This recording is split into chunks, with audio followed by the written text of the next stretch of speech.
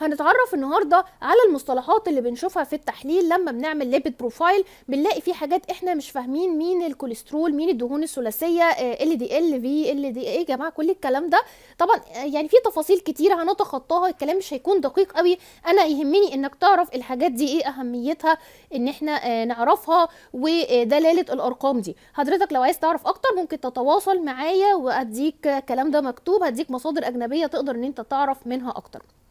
خلينا نتفق ان الدم ده وسيله للنقل. بنقل ايه؟ انا الكبد عندي بيكون بيعمل حاجتين. اول حاجه عندي الترايجليسرايد زي ما احنا شايفين صورته، بيكون عباره عن حاجه زي حرف الاي كده وماسك 3 احماض دهنيه. ال3 احماض دهنيه دول لما الجسم بيحتاج للطاقه بيبدا ان هو يكسرهم ويبدا ان انا ياخد عندي الحمض الدهني ويستخدمه مصدر للطاقه زي الجلوكوز. الحاجه الثانيه الكوليسترول اللي بيستخدم بقى لتصنيع الهرمونات، لتصنيع الخلايا. طب الكبد عملهم عايز ينقلهم للاماكن اللي محتاجاها، بيبدا ان هو يعمل حاجه بيسميها لايبوبروتين. لايبوبروتين ده بيكون عباره زي كيس كده، من بره بروتين يقدر ان هو يتنقل في الدم بسهوله، ومن جوه الدهون اللي انا عايزه انقلها. حسب تركيز البروتين بيبدا ان انا يكون الكثافه. يعني عندي الهاي دينستي لايبوبروتين بيكون عباره عن بروتين كتير ودهون قليله. اللو دينستي لايبوبروتين بيكون بروتين قليل ودهون كتيره. طيب هل هم بيختلفوا عن بعض؟ بيختلفوا عن بعض. احنا نقدر نقسمهم اصلا ل3 فئات. عندنا احنا اتفقنا ان انا الدهون عندي بتتنقل من الامعاء للكبد. هتتنقل ازاي؟ بحاجه اسمه كايلو مايكرون. عندنا كده صوره موضحه الكور اللي عندنا. الكوره الكبيره قوي دي هي الكايلو مايكرون اللي بيبدا ان هو ينقله من الامعاء للكبد. طيب الكبد بدا يصنع دهون وعايز يوصلها للخلايا. عندنا هنلاحظ ان في حاجه very low density lipoprotein intermediate density و low density. طب بيفرقوا في ايه؟ قلنا ان هو حسب تركيز الدهون اللي موجود. لما يكون عندي دهون كتيره قوي قوي قوي قوي قوي هيبقى مش بس low density، ده هيبقى very low، خفيف جدا. وده اللي بيبدا ان هو الكبد يخرجه ويبدا ان هو يعمل ايه. مفروض ال3 دول وظيفتهم ان هم بينقلوا الدهون من الكبد للخلايا.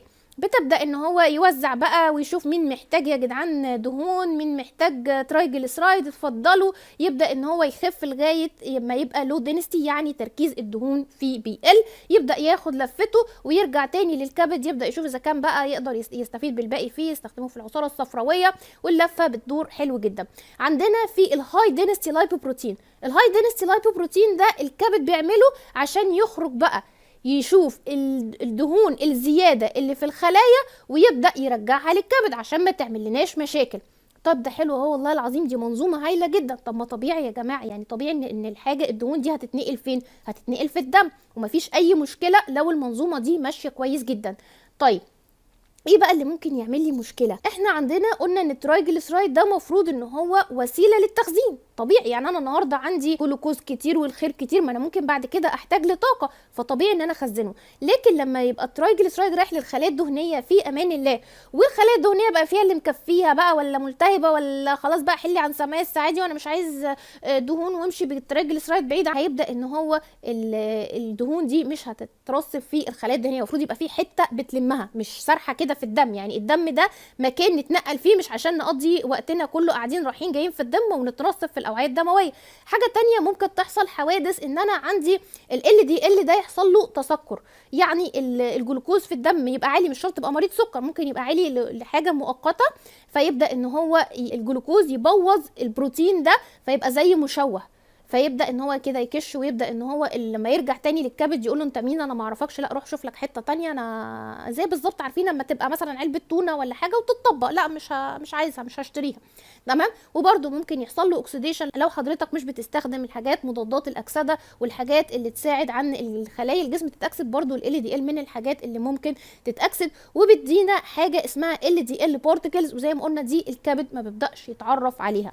حاجه تانية ان انا يكون عندي ال دي ال كتير قوي، المفروض ان اللي بيلم وراه مين؟ الاتش دي ال اللي هو الهاي دينستي. زي بالظبط كده ما يكون عندك عربيات كتير ماشيه في الشارع، ممكن يحصل مشاكل، ممكن يحصل حوادث، لكن انا عندي حاجه كده عربيه انقاذ بتبدا ان هي تشوف اللي باظ تصلحه وتبدا تنقل الناس. فلو انا عندي الاتش دي ال مش كفايه هتبدا تحصل المشكله دي. باختصار ان انا عندي الجسم بيتنقل فيه الايه؟ الترايجليسرايد والكوليسترول. الترايجليسرايد للتخزين والكوليسترول للتصنيع. طيب ايه اللي بينقلهم حاجه اسمها لايبوبروتين. اللايبوبروتين ده زي ما احنا شايفين الصوره بتاعتنا واشكالهم واحجامهم، بنلاقي ان هم بيختلفوا حسب الوظيفه بتاعتهم، وبنقسمهم لثلاث فئات. اول حاجه من الامعاء للكبد، ويمكن دي ما بتظهرش اصلا في التحليل، ما بتتقالش بالاسم. في ثلاثه شبه بعض حسب بقى كميه الدهون اللي فيهم، وظيفتهم ان هم ينقلوا من الكبد للخلايا. وفي حاجه بتلم وراهم اللي هي الهاي دينستي لايبوبروتين. ده كده استعراض سريع للحاجات اللي ممكن نشوفها في التحليل، وفي انتظار تواصلكم واسئلتكم.